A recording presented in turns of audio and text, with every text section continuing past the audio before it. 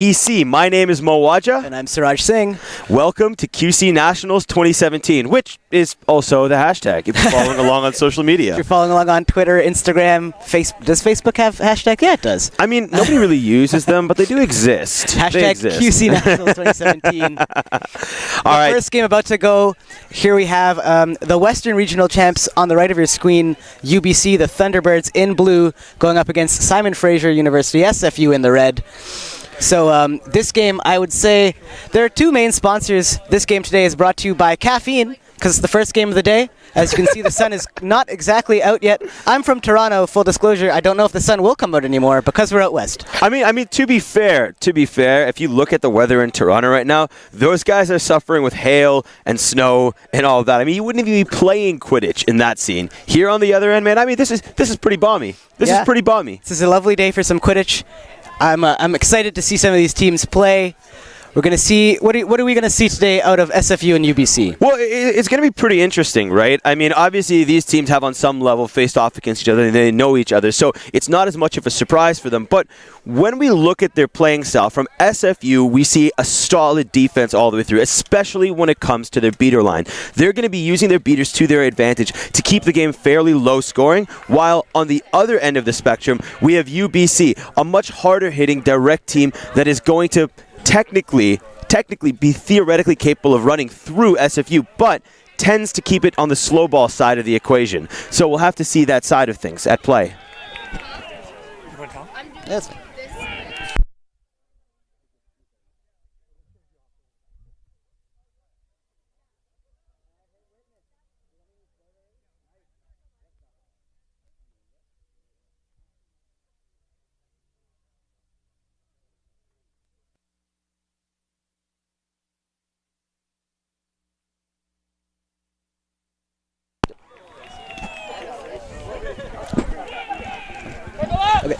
Oh, there we go. It looks like the refs are getting ready to get things started. Teams have circled up, beginning to make their way onto the pitch. The first game of QC Nationals about to get underway here. Well, I guess, actually, the first game is underway. It's on the other pitch, but you can't see it at home. No, man, this is going to be really cool, especially for us, because we don't get the opportunity to see these teams play as often, being from Toronto. So, yeah, apologies to any listeners who are actually from out west or know these teams or are familiar with them, because we're not. But we're familiar with the sport. We're familiar with talking onto microphones, and we can't hear you complain until later. Exactly. I mean, we have the best words on microphones. Tremendous. That's for sure. It's fantastic. Okay. No one is better with words on microphones than we are. I'm ready to go. This game is good. Also, I just want to give a big shout out to the fact that both teams are in very different colors. It's going to be nice and easy to follow along. At Eastern Regionals, I swear 80% of the teams had black jerseys. So it was just like, oh, I don't know what's happening. But this is nice. It's a nice bright blue. It's a nice bright red. You can stay at home. If your internet connection is lagging, you'll still know what's happening. Nice and clean. Thank you to your jerseys. Teams seem to be ready to get their chanting on. We have a snitch running across the front of the field right now. Getting warmed up.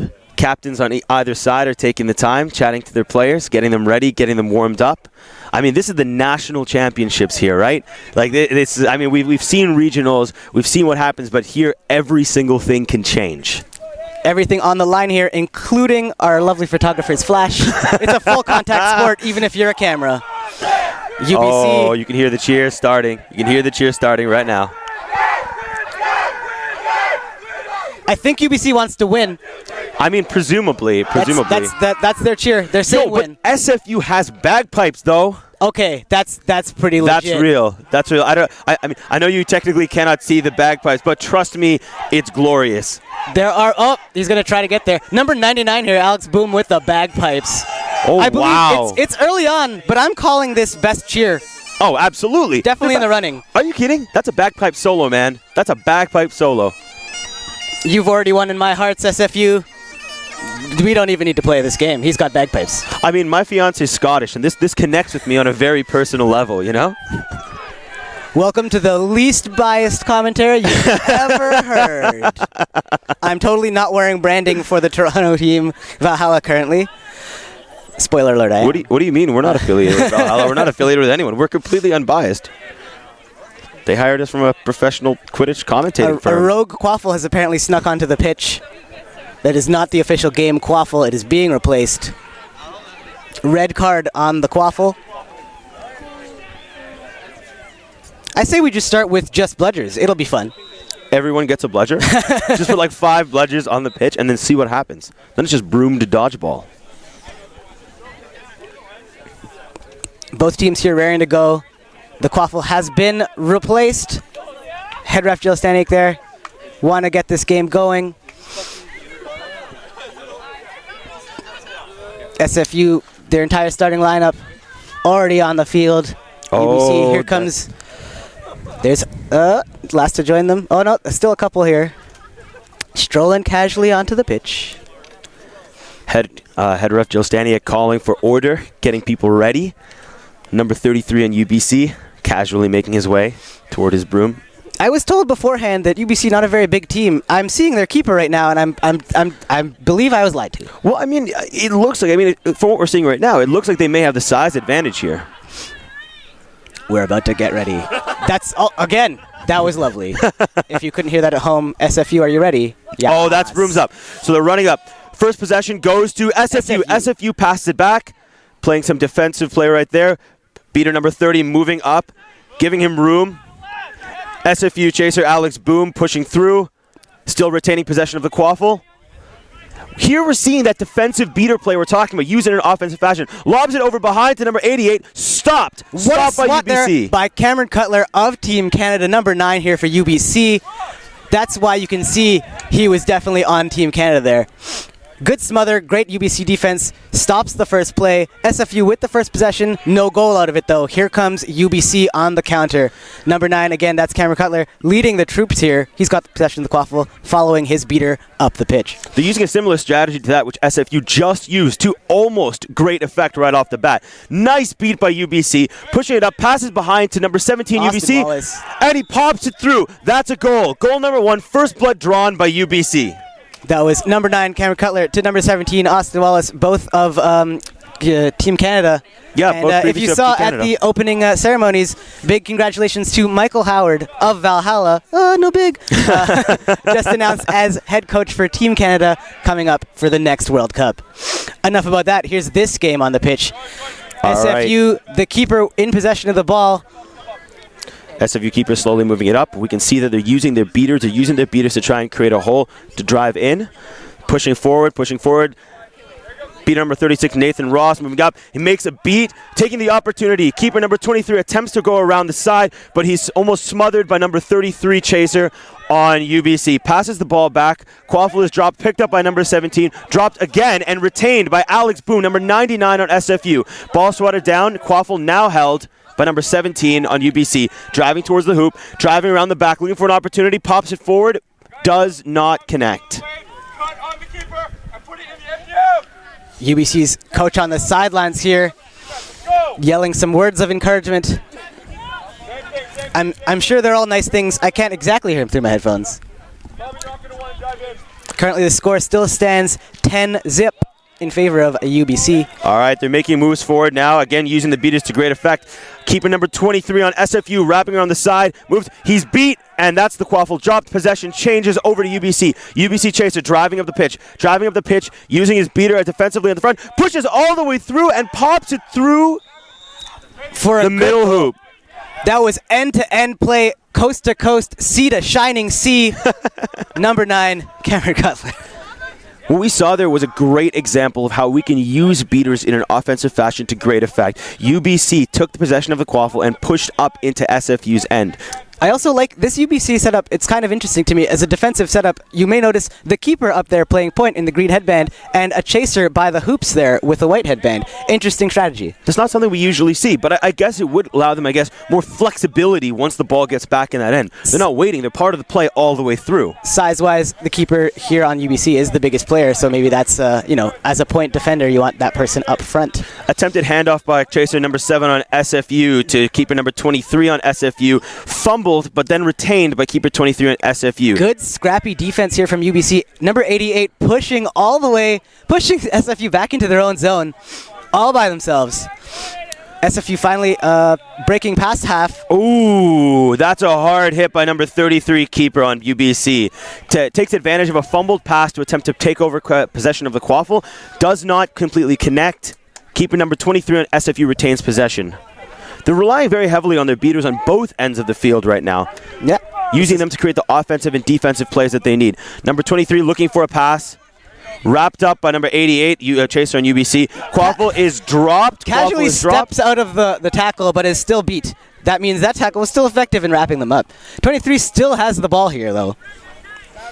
SFU seemingly having a lot of trouble getting even past half with that quaffle. They've retained possession, but it's a low-scoring game, and UBC's defense seems more than adequate to hold them at bay in their own end, no less. Danny Lee here, the keeper, still with the ball, looking for a sneaky play there. Maybe fake the handoff, still has the ball. Once again, SFU pushed back into their end. Keeper number 23 on SFU in possession of the quaffle, waiting for his beaters to step up and make a lane for him. Literal division at half here, so there we go. Beater number 30 moving up, makes a couple of beats. Keeper number 23 pushed back into his zone. Pushed back into his zone by Chaser number 74 on UBC.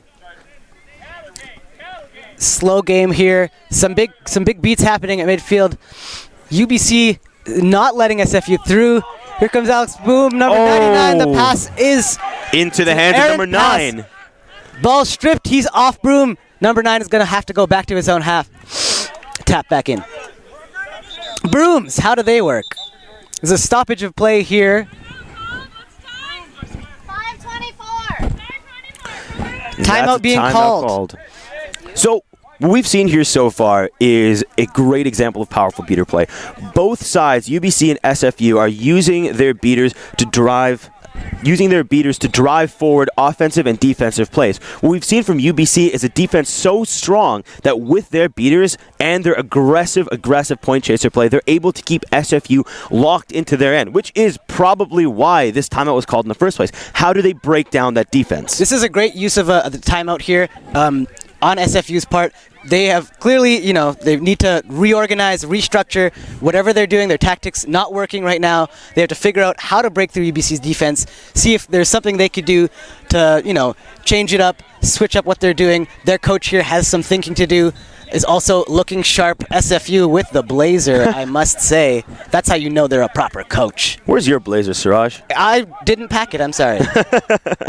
All right, timeout seems to be ending right now. So that's timeout called from SFU. UBC still has a timeout if they choose to use it before the snitch comes into play. The thing is, as strong a job as UBC has done keeping them locked in their own end, UBC has been struggling to take possession of the quaffle. I mean, we very much have that whole, impossible force immovable object situation right here, where SFU keeps pushing, but UBC is pushing back, but incapable of turning it all the way around. Even the breakaways they have not connected with the hoops. A slightly different lineup we see here on SFU. Just a slightly different positioning. Looking to make some plays here, passing the ball back and forth at mid. They've passed the midfield line. UBC's defense pulling back a little bit, playing tight to their hoops, or I take that back. But see, it's the same thing again, right? They pushed him right back. He made a move, but look at the point chaser number 74. He's driving all the way up. Turnover. Ball now held in possession of UBC by keeper number 33. Some intense beater play happening at the other end, and no beater call. Oh, what a and that's a dunk. Slam dunk here, but there's a call on the play. Call is the head ref is. Well, let's recap what we saw there, right? We saw the beaters make an intense play down in SFU's end. Yep. An intense play in SFU's end. And then the keeper, number 33 in UBC, took that opportunity and drove hard. Drove so hard, in fact, that he ended up trucking keeper number 23 on SFU to the ground, which seems to be the cause of this change. We can see a new keeper, number 14 on SFU, subbing in for keeper number 23 on SFU. We're going to see what the call is here, if that goal will stand or not, if there's a penalty on the play or not. Well, assuming we're getting this right, it comes down to the rules of tackling right now. I mean, was that clean? Was that clean when number 33 on UBC drove all the way through to make his dunk on center hoop? Remains to be seen here. The ref team is discussing. the legality of that last play. If in fact that was the call, I'm not sure. Maybe something else happened out of my field of vision. This is true. Quidditch is a chaotic game. Maybe the penalty was somewhere else. It's so interesting to see the slightly different styles of Quidditch that we're seeing here versus out in the East. I mean, out in the East, I found at least that a lot of the time it's the chasers that drive every single play, and the beaters are much around to the chagrin there. of every beater. Exactly. But here, we've seen both teams use their beaters as essentially point players to go up to make that hole, or even when UBC collapsed back a little bit on their hoops defensively, it was the beaters that then pushed back up and created the opportunity for the point chaser to drive in. I believe the call here being discussed, if I'm reading this memory correctly, it looks like there may have been a dropped shoulder on that charge. Again, you're totally allowed to charge through if you're in possession of the quaffle, but you're not allowed to drop your shoulder. That would have made the contact illegal. I'm not sure if a card is being issued here at all. Doesn't look like there's any card being issued at this moment anyway. It's seemed like more of a warning there from assistant ref Rachel Malone. What's the call? Goal is called good. Goal is called good. That brings the score to 20-0 in favor of 30 UBC. 30 to 0, I believe. 0. Yeah, 30-0 with this one. UBC's taking those opportunities, man. It's those drives right through their defense, and they see that gap that's been getting them the points so far. This is where SFU should start to get a little bit more worried, because it's a slow game. UBC definitely was in control defensively here, but with the snitch still out of play, within 30 points, this could still be anybody's game. Within one more point, though, SFU has to come back now. Absolutely. And moreover, I mean, in a slow game like this, every point matters so much more because there are not a high quantity of points being scored at all. Like, obviously. That's generally what happens in a low-scoring game. So yes, the snitch play, when that happens, should be, that's do or die on both teams. I'm expecting to see some exciting seeking here. Oh, I know for here a we fact, go. Here comes SFU with some renewed vigor. Oh, and now we have the hard drive up the center. Ball held by keeper number 3 on UBC. Light little drop right through center hoop. I mean, what we saw there is that SFU is relying on a very, very similar tactic. They're slowly walking the quaffle up, looking for an opportunity to drive around the wings. Yep. But unfortunately, many of the passes that we're seeing are not connecting as cleanly as they should, which means that as they drop, UBC, they're like hawks. They're right on that. The moment the ball drops... I believe they're Thunderbirds. They are Thunderbirds. They're like Thunderbirds. They're all over that, And we see the same tactic again. Number 14, keeping number 14, looking for a gap, moving along the wings. Almost wrapped up by 74. Quaffle stripped and dropped. One UBC beater here, number 12, causing chaos, taking out the entire offensive line all by themselves. And here comes UBC with the drive. Number 23 through the top hoop with a shot. Brings the score up now to 50. Look, I mean... Quickly slipping out of range now. SFU needs to score some goals. Absolutely. Or we're going to have to see some, I'm assuming, spectacular defensive seeking on their part. I'm excited to see the seeking once that game starts. We know for a fact that UBC has Austin Wallace on their team. I've seen him seek at World Cup to... my great pleasure as a viewer. Lovely, fantastic seeking, so skilled as a player, also exciting to watch. SFU is absolutely going to need to change their tactic now because this thing has resulted in the same sort of goal. Here comes the change in tactic. They've got one by the hoops here, number 11, looking for the ball. By the hoops, this is the deepest they think they've gotten other than he's beat. Yep. So they tried a different tactic. They passed along the wings. Unfortunately, UBC's beaters were ready. They were ready and they were able to pick him off. And in so doing, now hold possession of the quaffle. Now we see number 3, keeper number 3 on UBC going up with both beaters into the opposing ends. He wants to lock down that out of snitch range. Nice underhand tap there from number 12. Good beat. Almost up in the keeper zone of SFU there. We see UBC's coach towards the hard boundary. Yep. The UBC coach says play until they call it. It's still in play.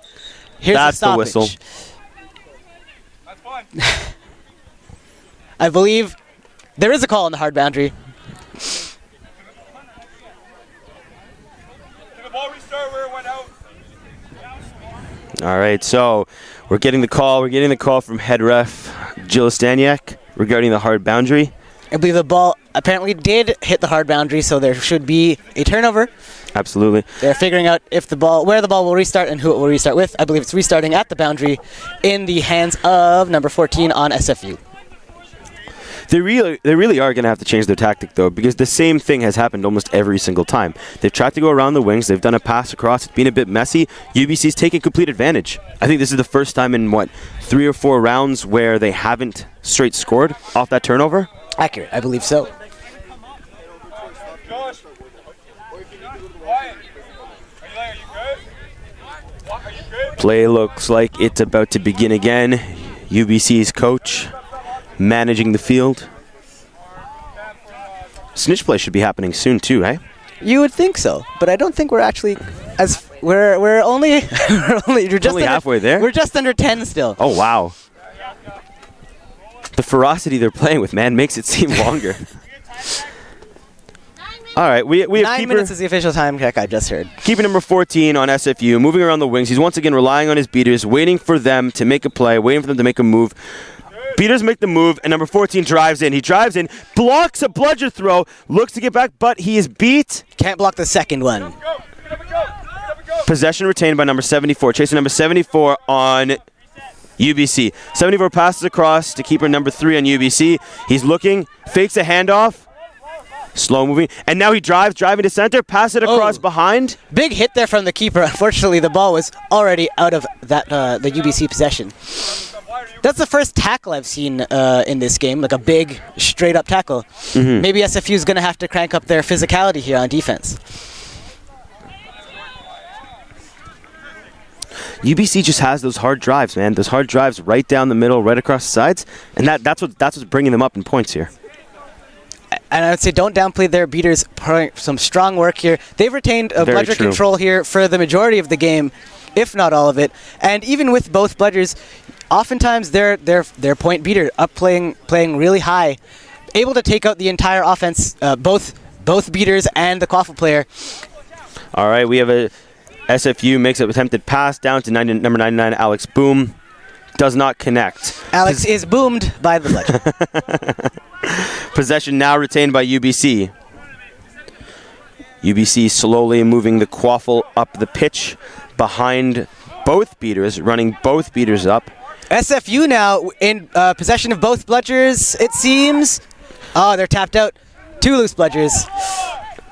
Chasing number 17, Austin Walls, attempted the drive around the wing. Pass did not connect with keeper number 3. Loses his broom in the wing. Here comes SFU, a great opportunity for a drive here. Sees the beater, decides to cool his heels a bit. Nice head fake. Runs straight into the beat. Oh, and now possession retained by number 9. Pass it across, but the shot does not connect. Does not connect, and now possession is held by keeper number 23? 23 I believe on that's SFU. That's a 7. Danny Lee. No, 23. Oh, his shorts have a different number than his jersey. That's not my fault. He's clearly wearing someone else's pants. All right. That's chaser number 5 on SFU with the quaffle. He's looking for an opportunity. Moving around, but number 15 is not giving him a quarter. He moves around the side. Bludger throw missed. Here comes SFU around the hoops. Very close here. But turnover in favor of UBC. UBC in possession of the quaffle. That's UBC chaser number 17, Austin Walls, in possession of the quaffle. He's waiting for his beaters to form up. And once again, sending both beaters behind enemy lines to clear a path. He's waiting, beginning his drive. And now, waits for the throw, drives towards the center. And that is an easy toss right through the far right hoop. Good patient play there from UBC, waiting for the right moment to strike. He saw the moment, man. He saw the moment as the beaters created that lane for him, and he took advantage. Currently, we're sitting at 60-0 in favor of UBC. SFU is really going to have to pick it up if they want to be able to get back in snitch range. Okay, we have them slowly walking the quaffle back onto the pitch. SFU chaser, number 7. I think number 7. Yeah, number 7. SFU chaser. Well, I don't know now. They both I don't have know 7 now. on their pants. I don't know anymore. If there's a third 7 on the pants, I guess we win the lottery. It's like a great slot machine. So that's SFU chaser number 7 in possession of the quaffle. She's walking up behind her beater, behind the keeper, providing a body. Big head off there. Number 23 is beat. Absolutely beat. And now possession retained by number 17, Austin Walsh. He's driving. And it's no goal. Beat before as SFU just regained possession of both bludgers. SFU now in control. They have bludger control, bludger superiority, whatever you'd like to call it. I mean, this could be the game changer for them, right? Because, I mean, UBC's had BS, bludger superiority, this entire time. And it has allowed them to really just hold SFU back, mostly in their own zone. If SFU can use their now newly gained superiority, bludger-wise anyway, to greater effect. SFU attempting to run the 1.5 here now. For those of you who don't know, sending up one beater, despite having both bludgers, sending up one beater bludgerless to get in the way, get in the opponent's hair, eventually, tying up their one bludger. Effective use of the 1.5, however, the chaser defense stands on its own there. We have a call on the play. SFU keeper number 23 looking a bit uncomfortable. Yeah. So what we saw there was what was called a 1.5 play. So in a 1.5, you have two beaters with possession of both bludgers, leaving one behind and then sending one of them up to go and tackle the other beater. The purpose of this is to make sure that there are no bludgers on the field when their chaser or keeper drives towards the hoops. By wrapping up that one beater, by taking that bludger out of play, they have an opportunity to have to be chaser v chaser with no ability to just unseat someone with a thrown ball. Unfortunately, in this case, while it got them very, very close, much closer, I believe, than we've seen in a while, it did not connect as it should. It did effectively take the beater out of play for the SFU chasers. They just had to worry about the UBC chaser defense, which, unless there's a penalty here for some reason, I'm not sure who the penalty is on, UBC's chaser defense manages to stand up here. Oh, hi there, friends. This is what we look like. Usually we don't get on camera time. I've been told I have a voice for commentary and a face for commentary too. So I think it's the hair for me. The hair is what really gets it. To our viewers at home. Good morning, good afternoon, whatever time zone you're in. Exactly. But I mean, luckily, what we saw here was that UBC is not only have powerful beaters capable of holding back SFU, their chasers have the physicality as well. We've seen it a few times as their point chaser will go right up into SFU's end in order to tackle the person in possession of the quaffle, slow them down, disrupt their play, and they use that same tactic to great effect defensively here, holding back what should almost certainly have been a goal. I think this is a great shot for SFU there. You saw for the first time they had bludger control, so they got to switch up their strategy. They used something different. They did a 1.5, and you saw that UBC had to struggle at least a little bit to kind of regroup and counteract that.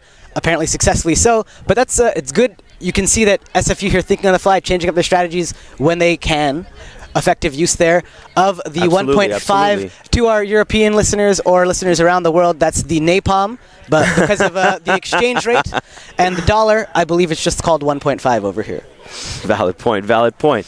All right, so refs have finished their deliberation. They seem to be making their way back on. We're about to see what the call is. That is a yellow card to number 33 on UBC. Passing off his headband. I believe the call here is a helpless receiver. The keeper on UBC being thrown in the sin bin. He's going to have to hang out with us. Suraj, what does the helpless receiver clause mean? Essentially, it means if a player is about to receive the pass, they are, you're intended on receiving the pass, they are not able to defend themselves properly against the tackle, so the tackle is deemed unsafe. So if you're tackling someone who is helpless to defend themselves in the middle of catching the ball, they have to be in possession of the ball before you can engage the tackle. Absolutely. Hi there. Love the socks. Number 33 saying his tackle's fair. I mean. Okay. He just wanted to come hang out with us. That's cool. He was like, he saw these guys with cool headsets. Wanted to see what we're doing. Gonna hang with us. So this might be another card here. A card against the beater for UBC. I believe a foot motion was made. A foot motion was made? Oh, it's a delayed call for an earlier play. Let's see if SFU can take advantage of this here. I mean, this might be their moment, right? This is their moment. There's a beater and a chaser in the box. Number 33, sizable defensive player here.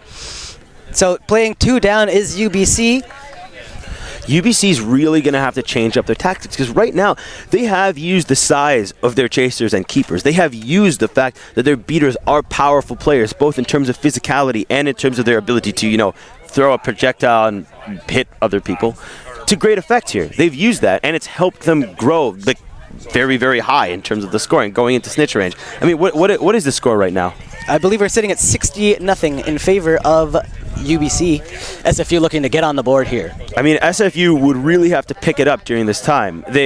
Because with with if one not goal now, scored, then they're when? only the UBC. One of their players will be back in, so they will only essentially have a 2-goal or 2-minute time period where they're playing 2 up. So let's see how much they can get done while there are 2 players for UBC hanging out with us in the penalty box. UBC, on the other hand, is definitely going to have to recalibrate. Playing 2 players down is no easy feat, especially one from each position, no less. A nice little tableau happening here as the players wait for brooms up to be called. It's like this is every photographer's dream. No one is moving. It looks like action is happening. Goes for the far hoop. UBC manages to defend here. SFU still struggling here. UBC keeper Austin Wallace with the ball here.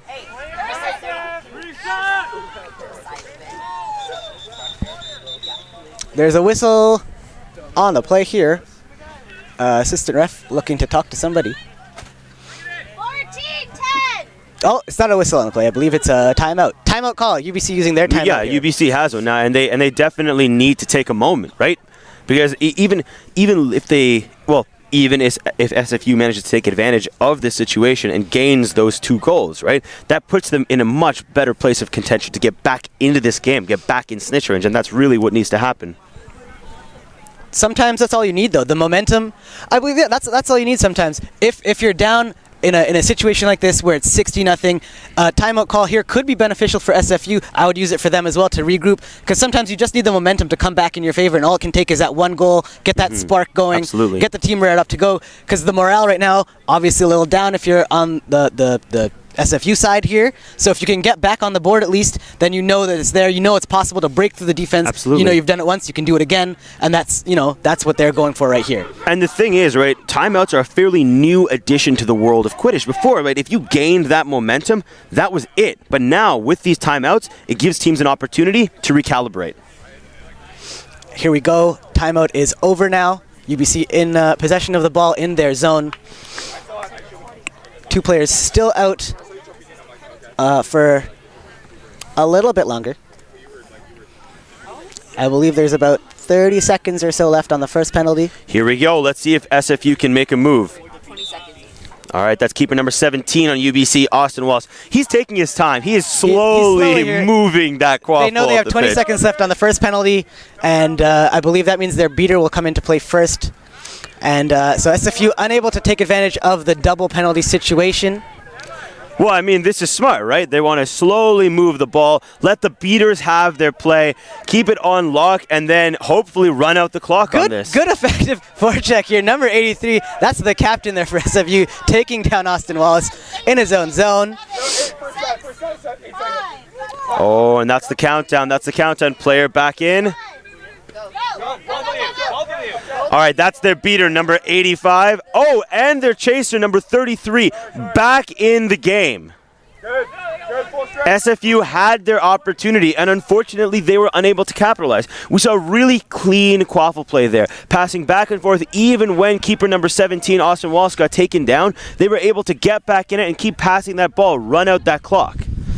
Here we see UBC again, not willing to slow down. Obviously, still here in this game. Nice beats there around the zone, sending some of the UBC players back. No goal on this attempt. SFU here still looking to rally. UBC taking the opportunity to do a little bit of recalibration. SFU has managed to retain possession of both bludgers, and now they're holding possession of the quaffle. Keeper number 23 on SFU slowly moving the quaffle around the wing, waiting for his beaters to come up. Though he's going to use those beaters to effect to create that lane. Sees an opportunity. Here comes SFU, sending one beater into the zone, try to help clear some space. We saw their chaser number 85, beater number 85 taking a beat there in an attempt to reclaim the bludger. Position is still retained by keeper number 23, but our bludgers are off the pitch. Looks to cut it through the middle, is pushed all the way to the other side. Definitely handled there by Austin Wallace, keeper, popping the ball down.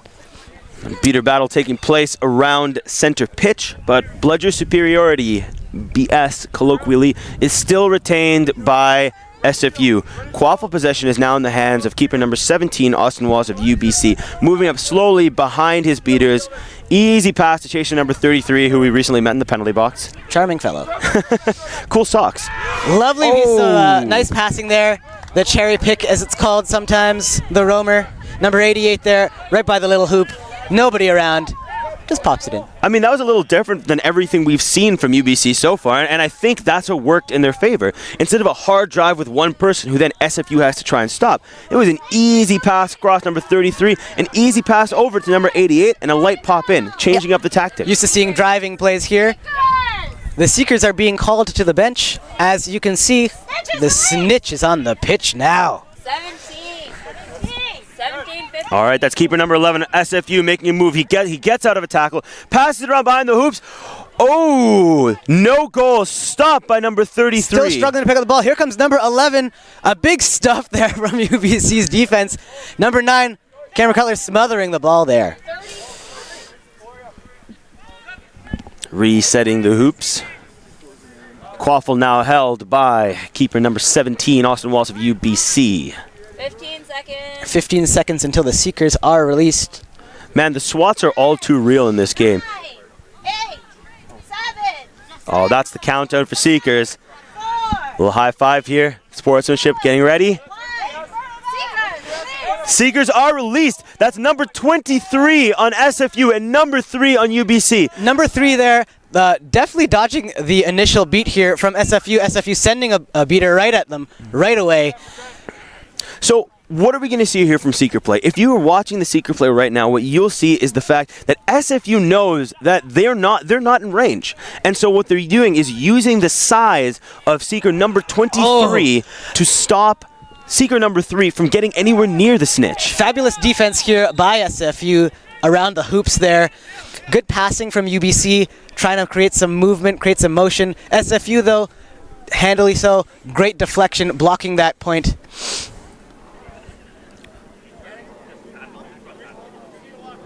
Snitch is making his way over. Someone seems to be down.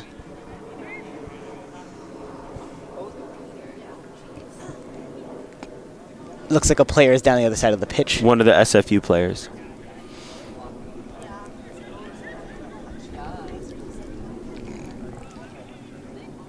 Still waiting to see what happens with this potential injury on the pitch. So, I mean, let's talk Seekers for a second, right? Sure. We have a snitch here who's larger, physical. He's an imposing presence on the field. And also got a good bum wiggle there. Absolutely. Absolutely. I think that's the key. That's all that really matters at the end of the day. Flare points. Absolutely. Flare points all day. Because that's what makes a good snitch. It looks like the injury. We have first aid coming onto the pitch right now. Still don't know exactly what went down. Refs are waving players off the pitch. It's going to be a bit more of an extended break here on the injury. You never want to see that happen. But yeah, so I mean, we have a much more imposing snitch than we might regularly see in this sort of environment. And to counter that fact, we have the fact that 2 fairly large imposing Seekers have also come into play, with SFU using their Seeker to prevent the other Seeker from UBC, number 3, from getting anywhere near that snitch. Yes, SFU's Seeker goal here right now, number 23. We saw him earlier playing keeper. Number 23, not number 7, despite what his shorts say. Using that size, trying to get in the way of the UBC Seeker, playing some defensive seeking here. We'll see what happens there. Number 3, though, here, still a sizable Seeker in the zone, Absolutely. right? I mean, he's tall. Tough. Right? It's going to be hard work, though. As a Seeker, hardest work, obviously. I would say unsung heroes, but they're the most sung heroes. They are the most sung heroes. Because he has to go through not only this amazing snitch, but has to get through the opposing team's beaters, Absolutely. the opposing team's Seeker, and the snitch. That's 3 tiers like defense that this person has to do. 100%. And he has to do this all while negotiating the quaffle game. In that, in this case, we have a situation where the score right now is pretty definitive, but that can change, and the Seeker needs to be cognizant of that. I mean, from what we saw a few minutes ago, where SFU is using the physicality of their Seeker to prevent the reach and the agility of the other Seeker from getting them in close to the snitch, if SFU is able to turn this around, as challenging as that might seem, if they can turn this around, then their Seeker will need to be ready in an instant to change tactics, to know what's happening with the score and change from playing defensively, keeping the other Seeker off, and turning around and grabbing the snitch himself. Exactly. It's definitely anyone's game. Once the snitch comes back on pitch, it changes the whole feel of the game entirely, because now your beaters are often, they're even more pulled in multiple directions. Are they watching the quaffle play? Are they watching the snitch play? And then that way you have the chasers sometimes have more room to breathe. That way the score, as we've seen in other games, the score can, once the snitch is on pitch, ramp up very dramatically change very quickly. It was a low scoring game to start. It picked up a little bit in mid-pace. I believe we're sitting at 70-0 here.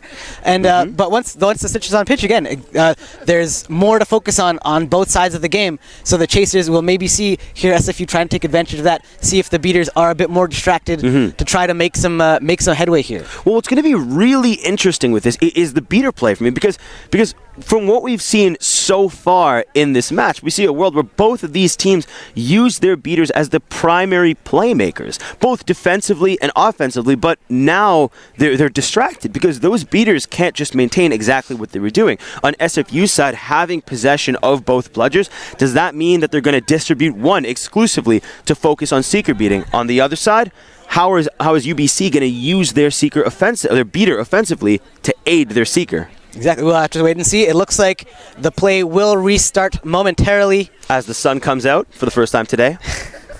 Good morning, Victoria. Players they're regrouping, they're chatting, they're taking the opportunity to have a bit of a conversation about what comes next. Yeah, and we'll have to see with the score this far ahead in the favor of UBC if they'll even focus too much on the snitch play with their beaters, or if they'll just let their Seeker kind of go, handle it themselves, and keep the bludgers on quaffle play, or not, because it's really up to them at this point to set the pace there. I mean, it's a question of tactics now, right? It's a question of tactics, because UBC could feel so comfortable in their lead, with their lead, that they believe that if they just keep ramping up that lead, eventually their Seeker will get the job done. On the other hand, I feel like UBC almost has, SFU almost has no choice but to distribute some of their beater play to the Seekers, because if UBC catches that snitch, it's all over. It's going to be even more challenging for them, because we've seen so far that their tactics are hitting a wall when it comes to UBC. So they're going to need to change something up, and do that now with one beater reduced. Assuming, of course, they go with that tactic. We'll see what is happening here. The players are taking their positions again on the field, as you see here. Snitch jogging over. Nice hand on the back there. Well, the snitch literally has every tool at his disposal. I mean, this in a way is perfect for him. You have a physically imposing player who is a Seeker, who is he's essentially got a bodyguard. Yeah.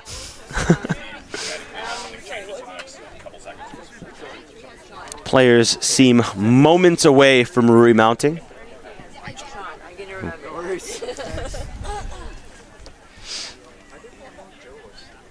I'm such a huge fan of Rachel Malone's Maple Leaf. Yeah, can we take a minute to just talk about that? That's amazing. I mean, it's so cool. I would do it, but it would mean I need to cut my hair. We just flip some of it up, and then when you wear it down, no one will notice. Yeah, no, I remember she rocked that hairstyle at the World Cup when she was, repping Team Canada on the sidelines, coaching us. It's cool, right? I like it. I think it's stellar. I dyed my hair red once. It took a lot of hairspray. Your hair is black? Yeah, man. I was being for the Outlander fans out there. I was being Jamie Fraser from Outlander, and my fiance was like, "Wear a wig," and I was like, "No, man, that's itchy." So we got this red hairspray and just blasted my head with this. It was pretty uncomfortable. I had to have a towel on my face while doing it because apparently it's toxic. So, I mean, I'm pretty much just standing there with this towel over my face getting straight blasted with But were you allowed to hairspray. bring the towel on the pitch, though? See, that was the real question. It was a point of contention then, and it remains one now. Towelgate. Towelgate. I mean, personally, I think you should never go anywhere without a good towel. Number 33 being sent to the box again. SFU also...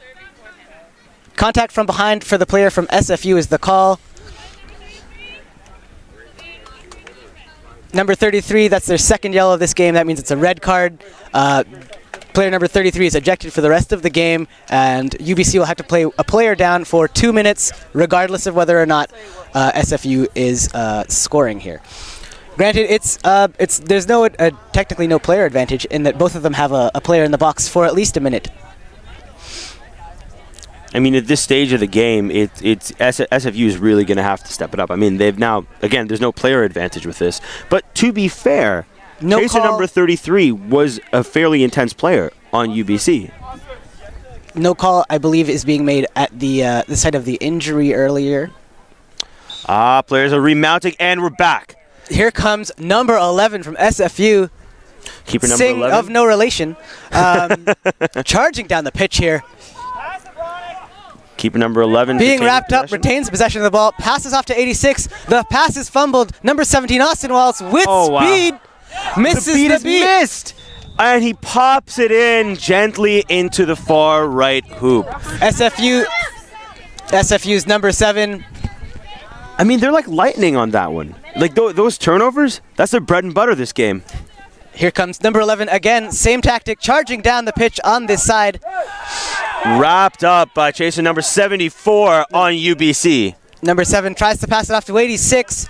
Pass is fumbled again. Good smothering here from the UBC defense. And good play by the UBC beater, coming in at the right time to ensure that possession was turned over. There's a bit of a conga line happening on the other side of the pitch, it seems, with the snitch play. SFU's beater sending the seeker home, saying they want some more time to play here. Don't end this game. We saw exactly what we're talking about, right? SFU has to distribute one of their beaters to make sure that the snitch does not get caught. Here comes number 11, charging straight down the middle of the pitch.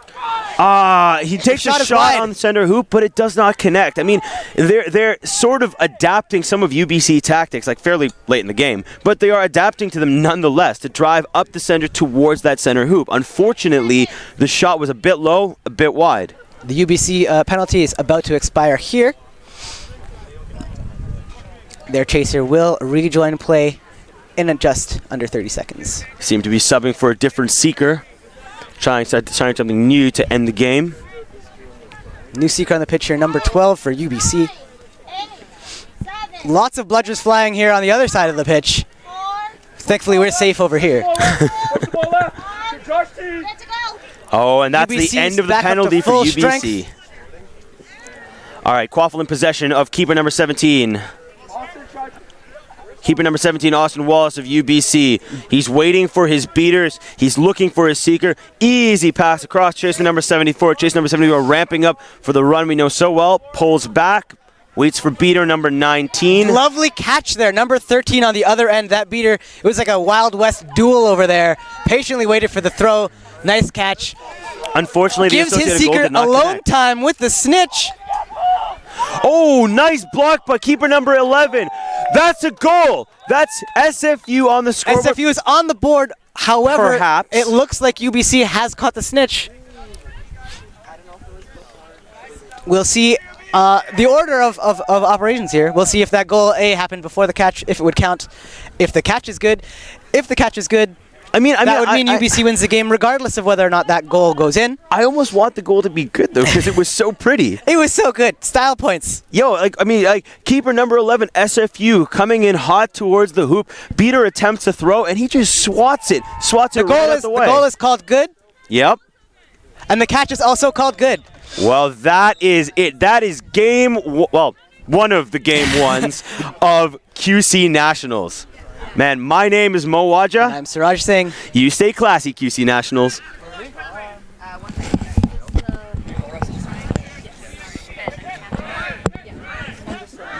Cool. 110 to yeah. No, it's Hannah just asked me to do it. Yeah.